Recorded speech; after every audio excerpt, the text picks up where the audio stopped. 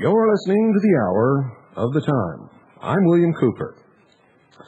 Ladies and gentlemen, last week I told you about the United Nations flag flying above the courthouse in Gainesville, Florida.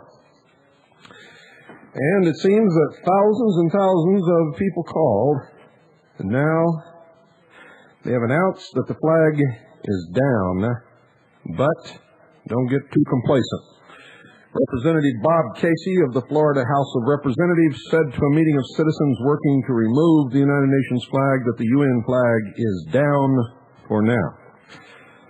At approximately 8:15 p.m., Representative Casey stated that the city of Gainesville, Florida, had decided to remove the United Nations flag from display at least until a January the 9th, 1995 City Commission meeting, at which time a policy will be proposed for flying of flags on city property. So, on January the 9th, start calling again the numbers that we gave you before, and I'll try to get those to you again before January the 9th. For those of you living in Florida, the meeting will be at 6 p.m. January the 9th, 1995 at City Hall in Gainesville, Florida. 6 p.m. January the 9th, 1995 at City Hall. And we still need your protest of the United Nations flag and your support at that commission meeting. And I'll tell you, from the response that they got from the listeners of this program, ladies and gentlemen, you can count your lucky stars. And speaking of lucky, we're lucky to have Trollland's favorite weather troll, our very own Roly-Poly Trolley. Troll weather! Yeah. Take it away, Rolly. Thanks, Rock and Troll. Roly-Poly Trolley here with today's forecast. Hey, Rolly, do you think you can stop eating long enough to tell us about the weather? Boy, look at the size of that maple sack sandwich. They don't call him Roly-Poly for nothing. Sorry, guys, but I'm starving. I haven't eaten anything for 20 minutes. Chestnut ice cream, anyone? I'm trying to cut down. Anyway, on to the weather. This morning will be sunny, with temperatures trolling into the high 70s. Later, sun will give way to clouds, with a 40% chance of rain. Showers will be heavy tonight. I mean, it's going to be raining cats and trolls. So make sure you take your umbrellas with you. Tomorrow is cold. How cold is it? It'll be so cold, all the trolls will be wearing mufflers in their bellies. I don't get it. Seriously, dress warmly and keep listening for further updates. Back to you, Rock and Troll and Cherry. Sounds like a troll cold spell to me. What do you say we take a trip down to the tropical troll islands for a little music by the Beach Trolls? Here's Kokomo. Aruba, Jamaica, ooh, I wanna take ya. Bermuda, Bahama, come on, pretty mama. Chicago, Montego, baby, why don't we go? Jamaica, Off the Florida Keys. There's a place called Kokomo. That's where the trolls all go to get away from it all. Oh boy, okay. Rain in the sand, tropical drink melting in your hand. We'll be strolling along to the rhythm of a steel drum band.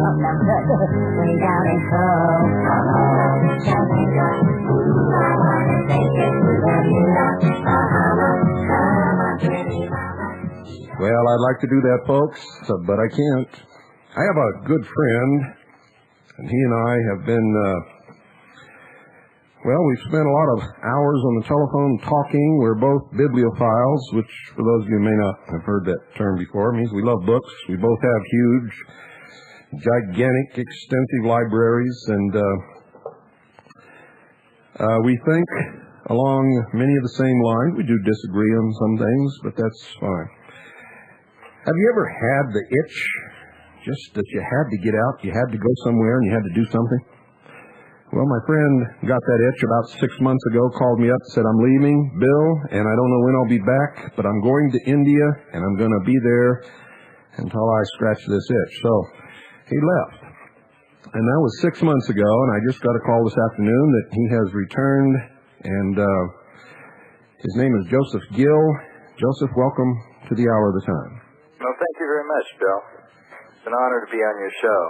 Well, it's an honor to have you, and I'm glad you're back. I missed you, and probably a lot of other people missed you also. You can't call somebody who's riding on a public bus in India or trekking across a ridge in Nepal.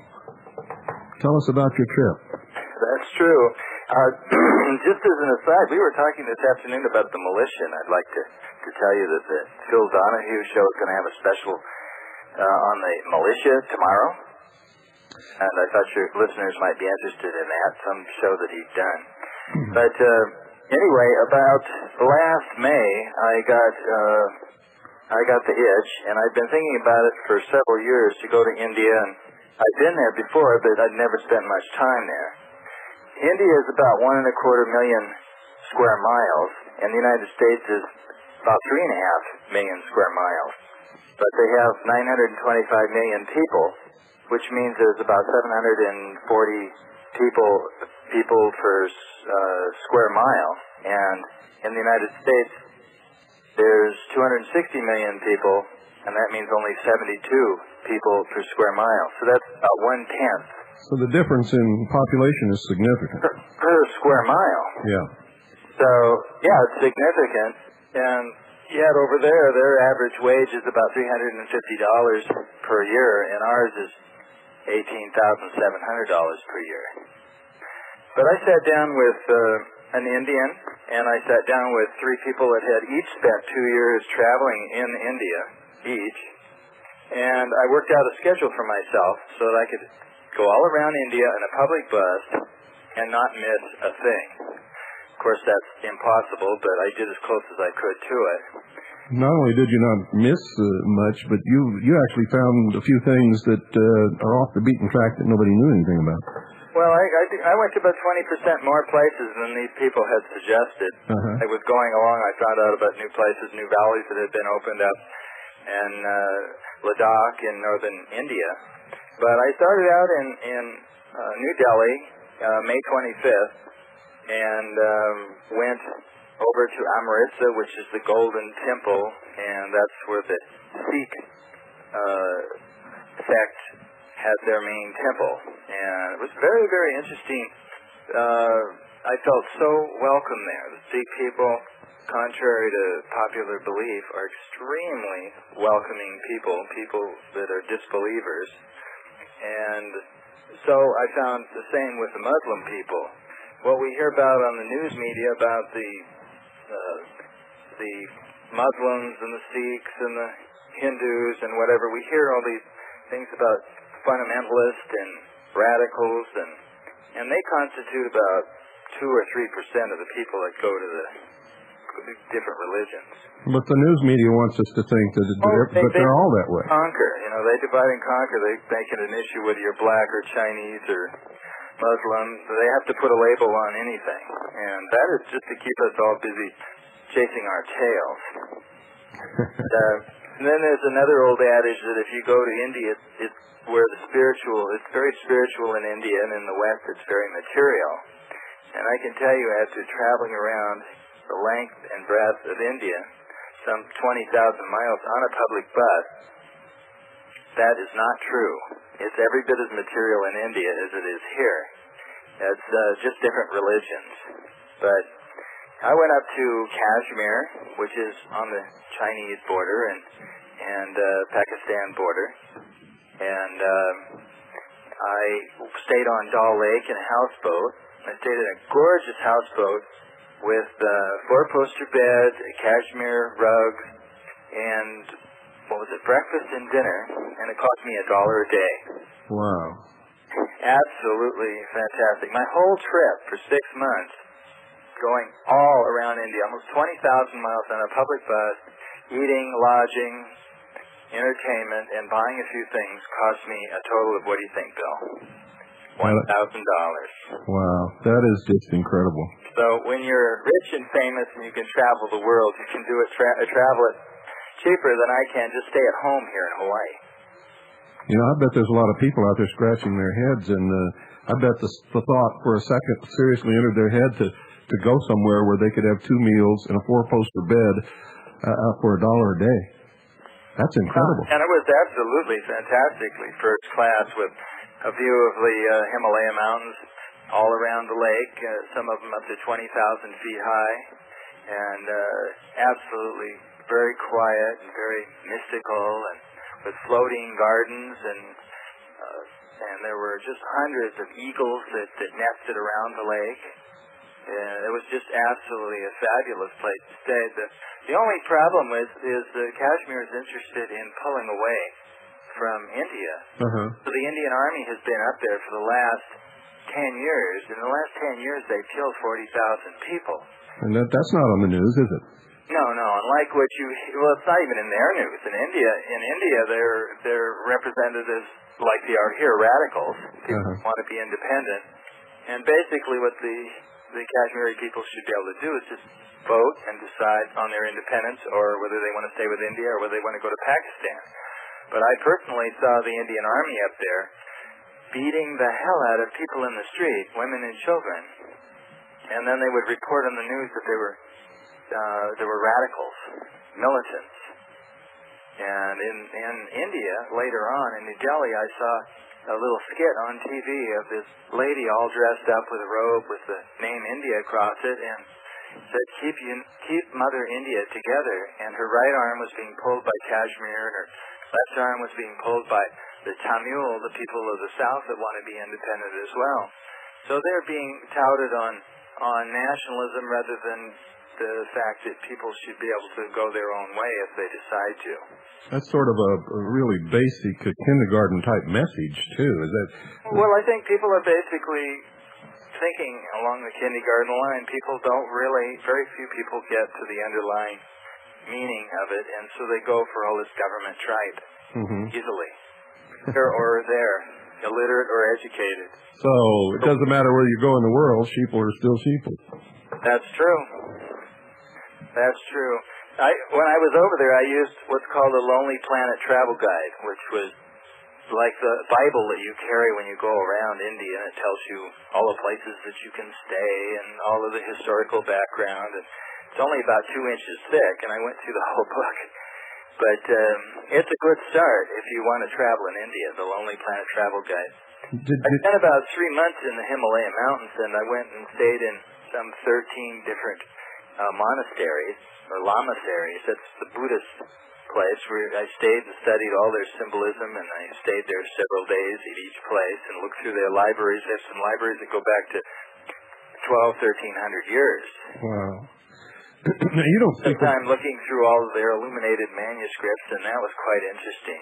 You don't speak the language, do you, Joe? No, but I understand the language of symbolism quite well, and yes, you do. At one point I spent about 3 hours talking to the teacher of the Dalai Lama. And that must have been very interesting.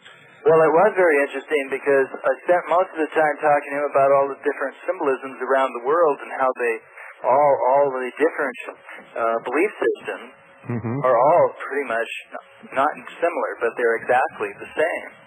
And the conversation with him started open, and then he put one hand over one side of his face, and then he put another hand over the other side of his face, and then he leaned forward, which really tells it all. He said, I want to listen, but I don't want anybody else to hear. And this was during a festival, and there were some 3,000 people there, and people kept coming up and wanting to talk to him, and he turned them away because he wanted to to discuss this international symbolism. Uh-huh. I saw all over India. The thing about studying symbolism in India, it's really easy because it's sticking out all over the place. It's all over in their temples. Say, for instance, the swastika. I must have saw 10 or 15,000 swastikas all over India, and that had nothing to do with the Nazis. The swastika was a symbol that was used hundreds and thousands of years ago to mean the four winds of the rotating sun. And when it turns clockwise, it's the male and it's positive, and when it turns counterclockwise, it's the female and it's the negative. Well, that sure would have kept the ADL busy, wouldn't it? Oh, yeah, we kept the ADL busy.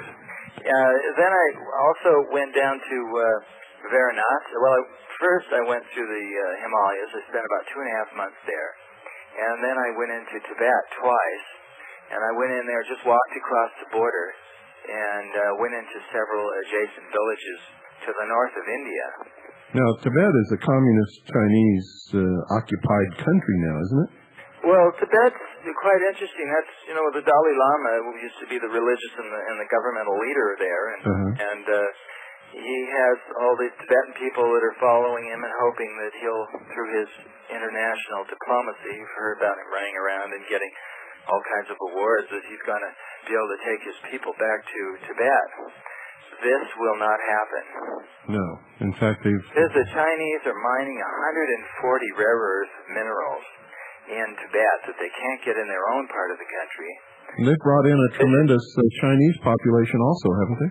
Chinese population is 2.5 million. The Tibetan population is 700,000. Wow. So the Chinese are not going to get up and leave. It's unrealistic. No, it's all over. Years ago, the Dalai Lama was invited back, and he wouldn't go back. And he just likes to do this international diplomacy, and he's a very nice person. I've met him on several occasions, but he isn't thinking as much of his people as he should. No. And they need a home, and if they want to go back to Tibet, they should be able to go back to Tibet. You just have to be realistic. Yeah. It's the way it is. Well, how'd you get across the border, Joe? I know I walked. That's extremely dangerous. Did you? I left my camera back on the Indian side. But to be truthful with you, it's a lot more interesting on the Indian side, because there's a whole area called Ladakh and Zanskar, which is in eastern Kashmir, and was one time part of Tibet. So it's actually Tibet that hasn't been taken over by the Chinese. The Chinese tried to in the late 50s to go into northern India, and they carried on into the 60s. So then I went into the west end of Nepal, which is practically unheard of. Everybody goes over to Kathmandu, which is in the central northern part of Nepal, and I went all the way across western Nepal. I visited villages where they hadn't seen anybody there in a year, any tourist in a year, and I walked north in the west part of Nepal, and I met people that had never even seen motors before, let alone automobiles. So you're talking any kind of motor, any kind of engine? Nothing. Wow. Yeah, and at night it was black. Miles and miles of mountains, and it was black. There was nobody up there with lights of any kind. I stayed with a goat herding family up there for about 4 days, and I lived underground in this dugout, and it was quite interesting. It was quite interesting. I learned an awful lot. What a wonderful place to view the heavens if there were no... Oh, absolutely bright stars. See the satellites going over all the time. Keep an eye on things. But those people they're not too impressed with the New World Order. Well, that's good. Keep pushing their goats around in the mountains, and it's very hard for me, as much as I've studied that subject, to keep any eye on the New World Order when I'm in the Zanskar range in northern India and living with a goat herder. But then I went all across Nepal, and I went over 16 rivers in a public bus, and none of them had bridges. Wow. So the bus was fording these rivers? Yeah. buses are really tough. I wouldn't have believed this, but they made it up areas where four-wheel Jeeps had to turn around and go back. Wow. I saw the best Scout four-wheel Jeep trying to make it through this road, and because of the diameter of the wheel, they just couldn't make it up because the mud in the center of the road was 18 inches deep. And buses were making it through this stuff? Yes, buses were making it through this. When I was going through the Himalayas, I went over 400 rock slides. All buses. See, in India, everybody uses the buses. Almost less than 0.5% of the population has their own vehicles, and it's probably lower than that. So they don't have to pay hardly anything for road maintenance. And you know what you're saying is absolutely incredible. Everybody here. You can go into any town in India and say, any time in the morning, and say, I want to take a bus to here. It leaves in 5 minutes. Wow. Most it leaves in 2 hours. And you can get a bus anywhere. So as archaic as the transportation is, as bad as the buses are, you can get from here to there really quickly and very effectively. But some of them are very old buses, aren't they? Oh, yeah, but they keep running. Those people are very resourceful. It's like the old Model T. They get out the baling wire, and everybody in the bus pushes it. And you were telling me that you were traveling on one bus and actually had to open your umbrella and put it over your head because... That was in Nepal. The buses were so old there that they had so many holes in the roof that I did the only logical thing. When it started to rain, I put my umbrella up inside the bus. And everybody in the bus looked at me like I was crazy. Within 15 minutes, there were 15 umbrellas up in the bus, and I took a picture of it. It was kind of interesting. Well, I bet. Yeah, that's the kind of picture that you think you're going to see in National Geographic or something. Oh, it was very interesting. And driving around in the roads, I was coming across from Leh to Manali, and I was in the second highest pass in the world, and a white rabbit came running across right in front of this truck, and I was up in the back of the truck, and a snow leopard came running after it. Wow. Snow leopard's about 20 times rare than a tiger. Yeah, very rare animal. And it was quite a mystical experience because the driver himself, who made that run regularly, I don't know how he ever stayed alive doing it, but he did it, had never seen a snow leopard before. And then when I went through western Nepal, later, I was on top of a bus, and I saw a tiger, about a 700-pound tiger, walk in front of the bus in the middle of the night, and the bus was going about the usual, about 10 miles an hour. Because that's as fast as you can go on those roads over there. This sounds like I'm interviewing some Englishman back in 1810 or something. It's really interesting because there are very few travelers over there. And most of the travelers over there are Europeans because it's a cheap ticket for them. It's about well, I guess so, $1 a night. And then when you get there, it's very cheap, and you go around, you see a completely different culture, and you lose all track of things that are bothering you from wherever you're at. I mean, you just are completely engrossed in the country, or there's no other way to be. It's all around you.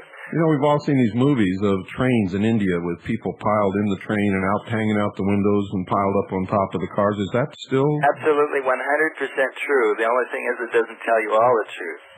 If you've seen them getting into a bus, it is hysterical. They're going straight in, climbing in from two sides.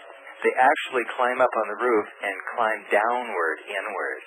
Wow. And one time I yelled at them, "Everybody smile," and I took their picture. They're laughing. They'll even do that when they have an assigned seating. When they have assigned seating, they'll do that. And so when I got into Hyderabad, which is in central India, later on in the trip, I found out that the buses have the women go in the front, and the men go in the back, and the bus is divided in half for the seating, and the women are in the front, and the men are in the back. I said, well, this is wonderful. Those men, they'll learn how to get onto a bus and be polite and gentle and, feminine, and they're going to get on this bus, and they're going to teach these men manners. Got it. They were just as rough as the men. Yeah, that's in the bus, the women were all fighting and scratching to get inside of the bus as if it was some kind of national emergency. Yeah. But it was like Tokyo Station in Japan for the trains, same thing. Well, I hope it's not that bad. Oh, it's bad. I mean, they even have people they hire in Tokyo to push people inside the doors of the train when nobody else can get in. Well, I've been to Tokyo, but I've never been in those trains. Oh, it's incredible. But anyway, I went from across the whole length of Nepal, and I went up to Kathmandu, which is the capital. The whole entire country is Muslim and Hindu, with the exception of Kathmandu, which is Buddhist. So there's a lot of very interesting Buddhist temples there. Now, do these people have friction between the religious groups? Pardon me? Is there friction between these? No. The Hindus are actually the most tolerant. About 80% of the population of India is Hindu, and the rest are mostly Muslim and some Buddhists. But most of the Buddhists are in Nepal, which is another country north, but they're almost considered one country between the two governments. I mean, you don't require a passport for the Indians to go to Nepal. They just can go across the border without any problem. But there's not much friction except for what is generated by bad publicity, and inherently the Hindus are very tolerant of other belief systems. I think that the Hindus are much more tolerant than any of the other religions that I've observed.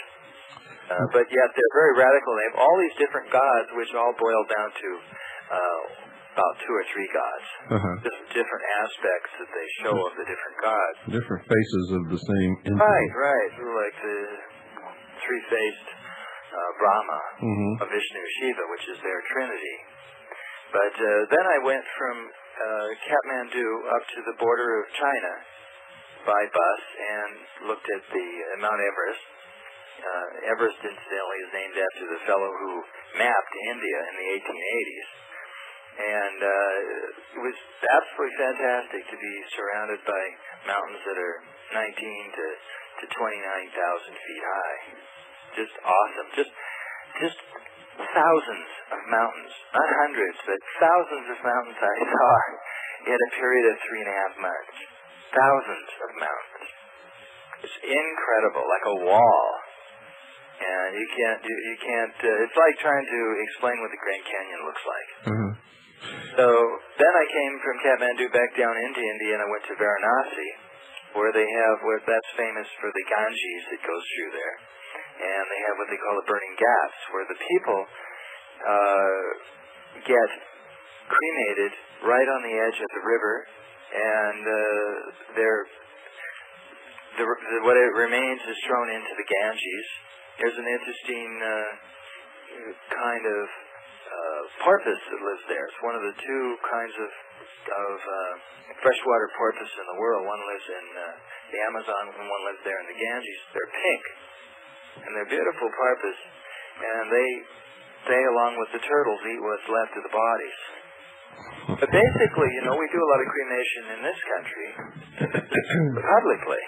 They do it publicly there, so you might look down on it as being sort of crude and awful, but in reality, it gets those people more in touch with death, rather than making an awful door that, in such fear. Well, Americans tend to stave it off and put it in little cubicles. They put it behind white doors. Yeah, and old folks go to old folks' homes.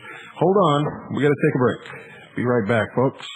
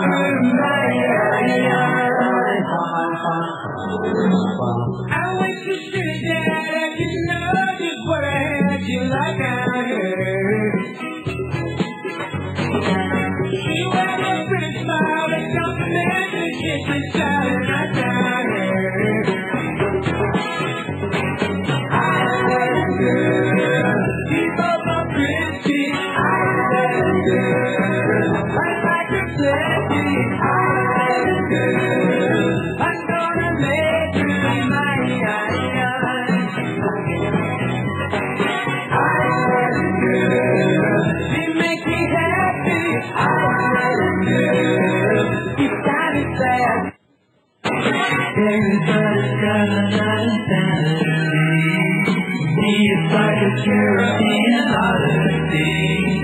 All the people live in love their bicycles. Folks, the hour of the time is brought to you by Swiss America Trading. I can guarantee you that if Joseph trekked across India and had run out of any kind of money, if he'd have pulled a gold or silver coin out of his pocket, not one single person would have refused it. Everyone would have known exactly what it was. And his $1 a day probably could have been reduced if he'd have paid for it in that kind of real money. You see, here in this country, people have forgotten the value of the precious metals and the fact that money is actually supposed to be a commodity that has an intrinsic value. In fact, in the Constitution and in the law, that's exactly what it is. And there's a tremendous penalty. In fact, the penalty for the debasement of the coinage of the United States of America is death. Yet the Federal Reserve and the people who deal with this have done that, and so far they've gotten away scot-free with actually destroying the money of the United States of America. Now, I don't know how many of you people have really been paying attention, and I told you a long time ago, and I don't harp on these things all the time. I like to say something once or twice and then go on to other things. But if you'll go back in the tapes, you'll remember one memorable night when I talked to you about real money and what was happening and what's going to come along. And I told you that the derivatives market would be the death of the economy, and that is happening now. Orange County, California has just declared bankruptcy, and that's just the very small tip of the iceberg. You're going to see dominoes falling across this country like you wouldn't even believe. And if you want to protect yourself, call our sponsors at 1-800-289-2646. 1-800-289-2646. Do it now, folks. Do it. Start the new year right. Look around at your loved ones. If you can't look them in the eye and tell them that you've prepared for every kind of economic emergency that could possibly arise, and that you put some of your assets into real money, precious metals in its various forms, whatever form is right for you, if you can't tell them that, then you've got to call our sponsor. And if you can't deal with our sponsor, call somebody. Deal with somebody. Protect yourself. You must do that. If you care about the hour of the time, the loyalty that Swiss America Trading has shown us, and the honesty, and the way that they deal with people, then you'll deal with them. 1-800-289-2646. 1-800-289-2646. Call now, folks. Don't procrastinate. You'll feel a lot better. Aruba, Jamaica, ooh, I wanna take you. Bermuda, Bahamas, come on, my pretty mama. Chicago, Montreal, baby, why don't we go? Jamaica, off the Florida.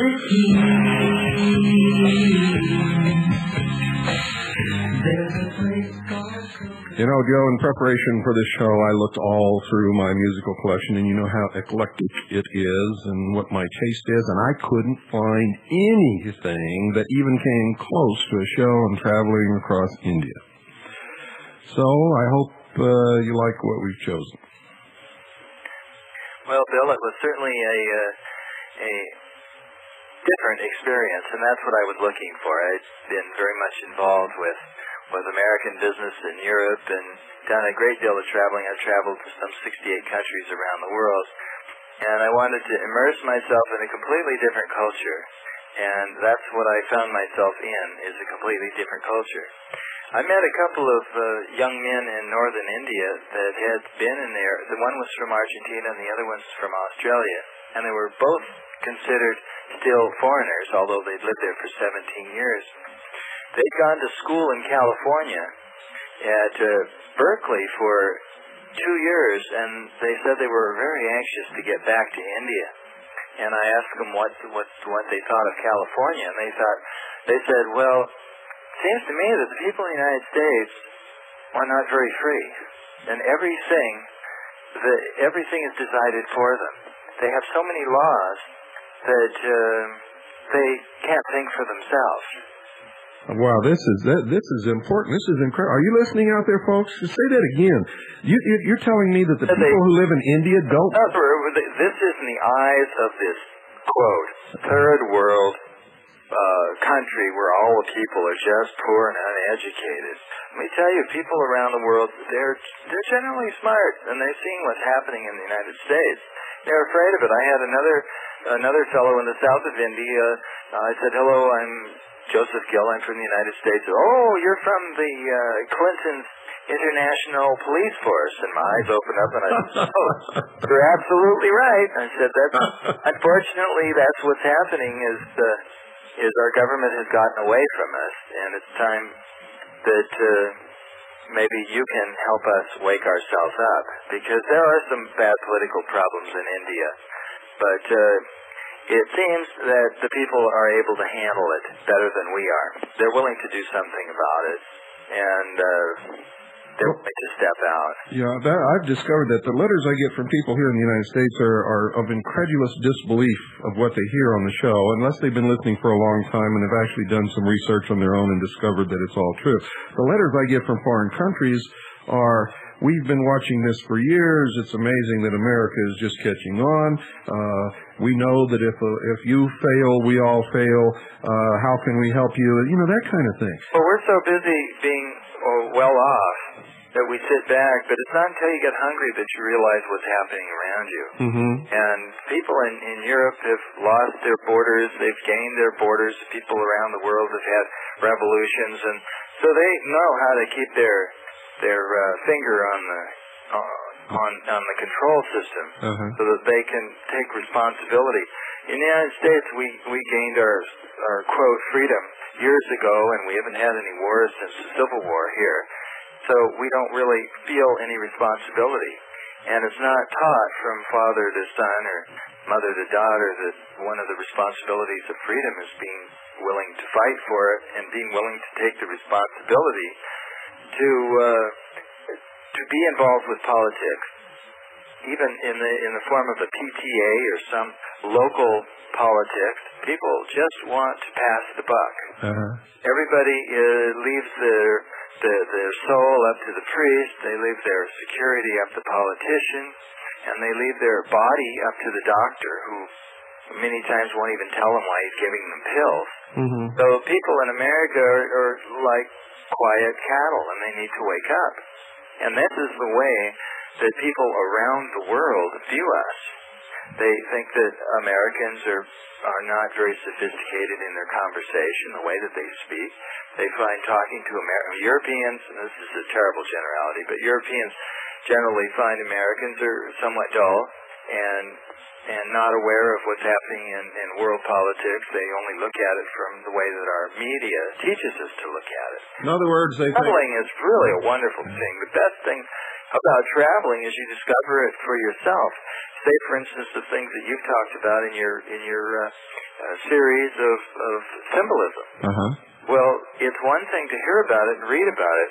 I saw it.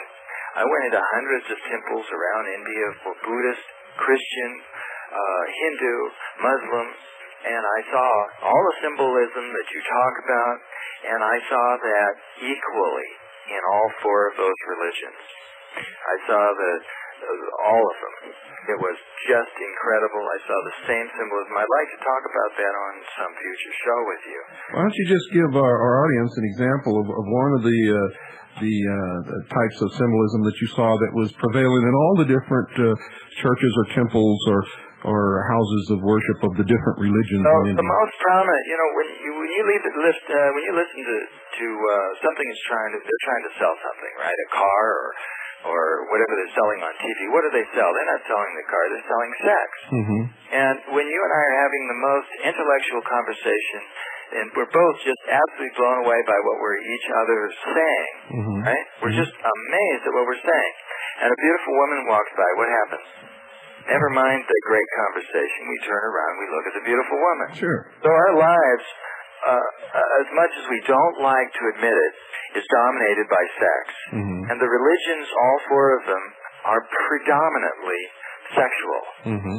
And everything from, if you study the Kundalini, which I know you've mentioned, the Kundalini, the caduceus is the medical symbol, the two intertwining snakes that go up, center, beam, and it goes up and there's some folded out wings at the top. You see it in front of, on your, the medical diplomas. But what that is that's called the rising of the Kundalini, the two intertwining serpents. Those are the two steeples on the sides of the church, and then the large steeple that goes up the front of the church. Those are they're called the Edith, the Pingala, the two serpents, and the Satsuma goes up the center. You can see that throughout all the Hindu religion. They have two white lines and a red line, and in the Muslim religion you see it by the two minarets, which are very tall, thin towers, and between that you'll see the symbol of Muhammad, which is a five-pointed star, which is also called Baphomet, or Lucifer. And so in the Christian religion they interpret that as bad, and yet when you walk into the Vatican in Rome, or you walk into many of the cathedrals that are in Goa in western India, you'll see two spiraling columns, like you will in the Vatican, two spiraling columns, and in the front you'll see the altar with Mary and Jesus. And this is too much of a subject to cover in a few minutes. Yeah, but every man in America will recognize it as what? Well, every man in America will recognize it as the barber pole. That's right. Barber pole. And when you look at the pictures of the old monks, they always shave their head. And in the Kundalini, or in this spiraling snakes, there are 7 centers of strength. And this is a belief system, as I understand, but yet it may have some physiological inner meaning. And the 7 are called chakras, and the top chakra is best opened when your head is shaved. So the barber, which has these red and white strips that come up, the barber pole is what you see all over India. On the outside of the temples are strips of white and red, white, red, white, red. 2 white, which you see also on people's forehead. 2 white strips, in the middle a red strip. That is talked about in Revelations, and that is the 7 seals of the Bible. And when you go open up the 7 seals, you become enlightened, and that's the wings opening at the top of the caduceus. So symbolically, Jesus on the cross, and there are 2 thieves, one on either side of him, and one asks for forgiveness. He becomes the Pingala, which is the red, and the good, and that's also the swastika.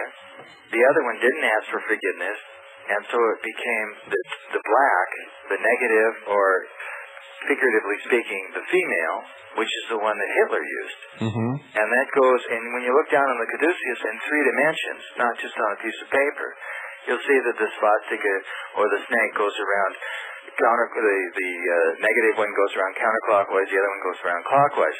But this symbolism I saw thousands of times around India.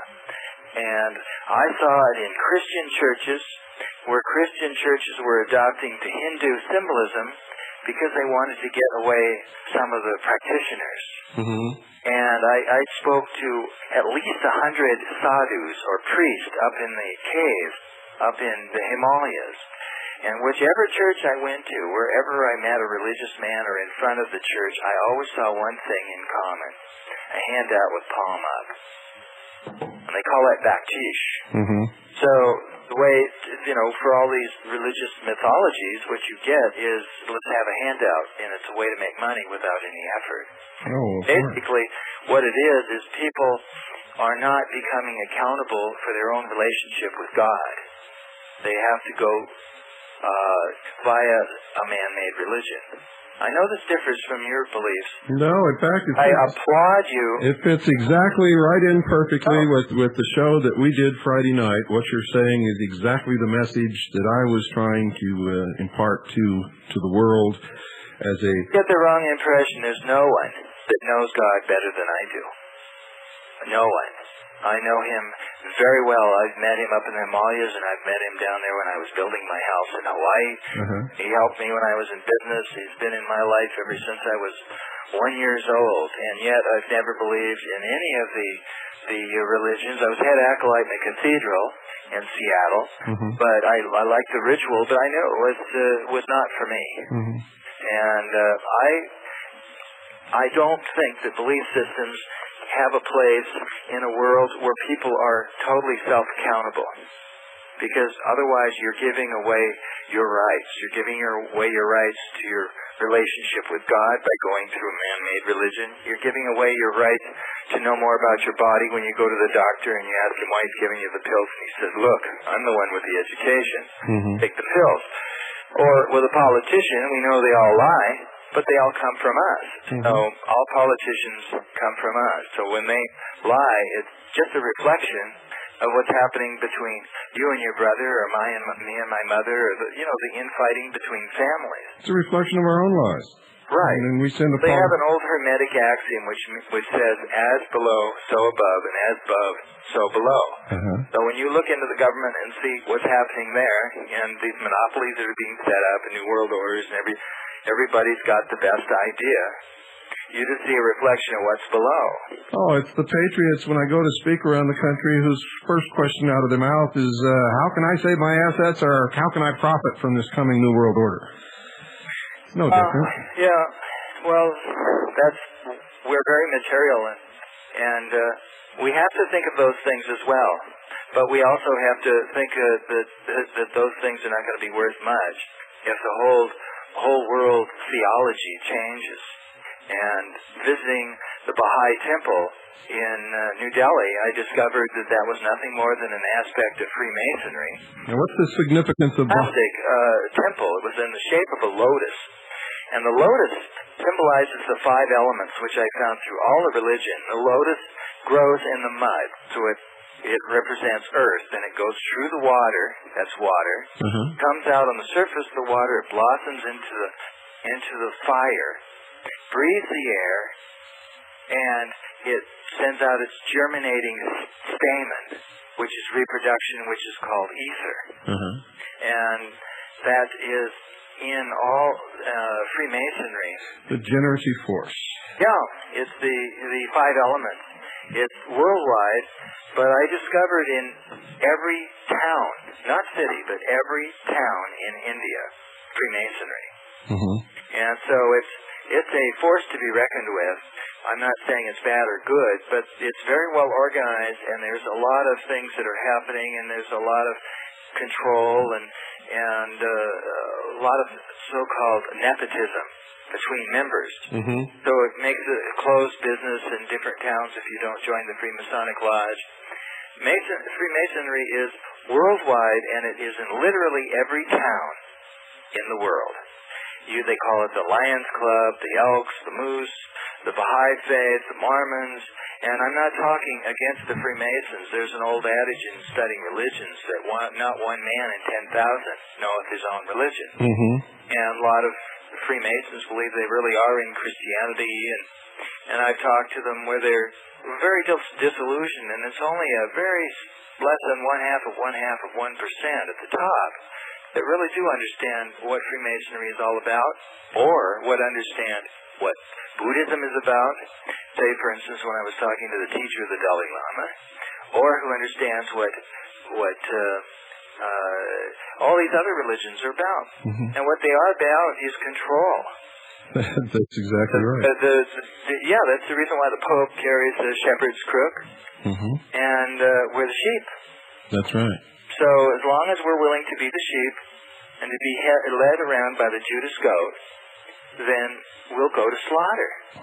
But we need to become more responsible for our own selves, our own lives, and get off out of the way from the TV. Sit down, learn more about the body. Sit down and read the Bible, read the Quran, read all these different books, and see what's best for you. And if you really want to do that, or what they call follow that, it's up to you. But I would say no matter what religion you are, I would suggest that you be willing to look at both sides of the coin and to read the book with an open mind. There's good in everything. And accept responsibility for... Accept responsibility and encourage your children to do the same thing, because there's too much passing whatever religion from father to son and offspring to offspring. It's God's fault. It was preordained from the beginning. No, if my father said that, then I respect my father, and I say the same thing.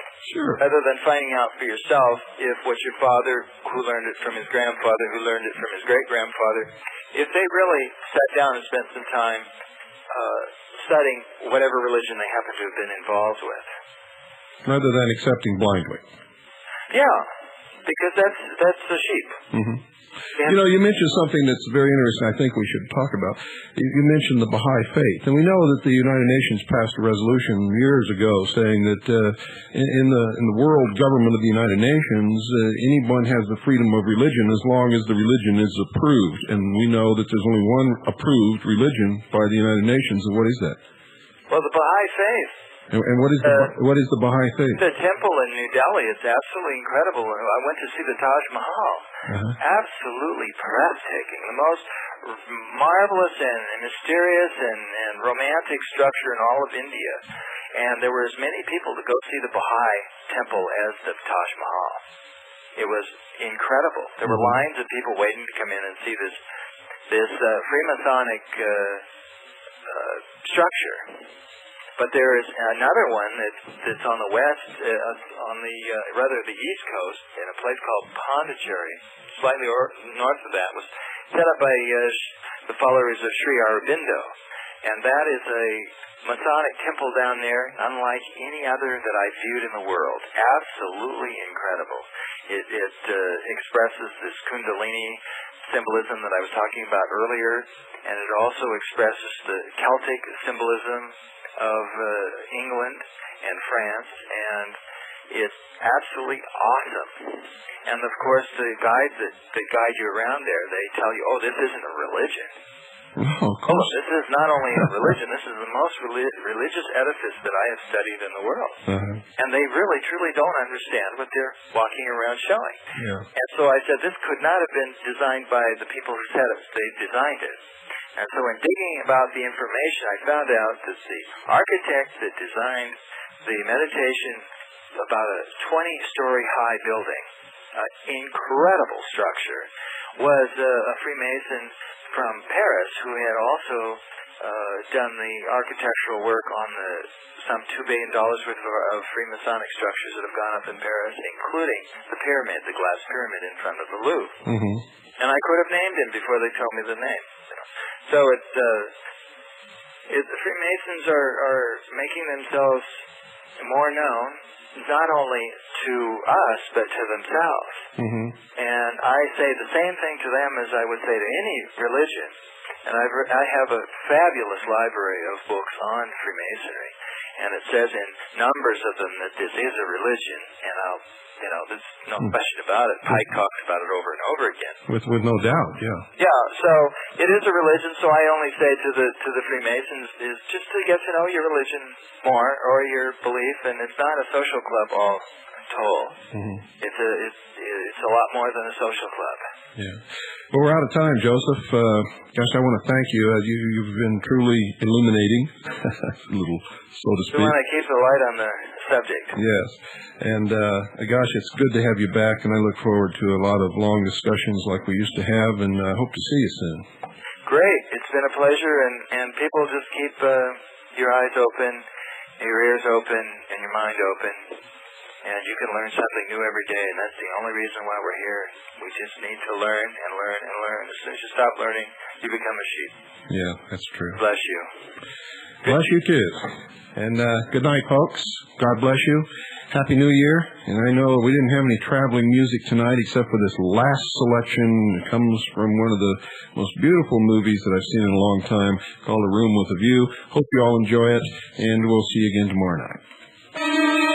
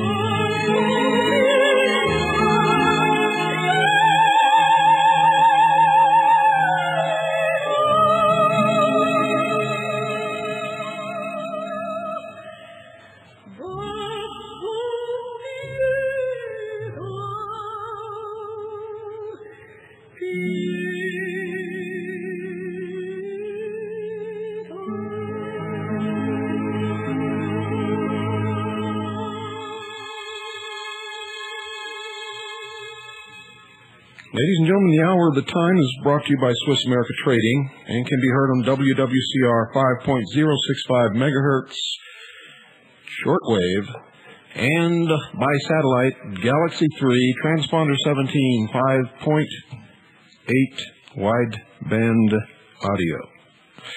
Please be with us tomorrow night and every night, Monday through Friday at the same time.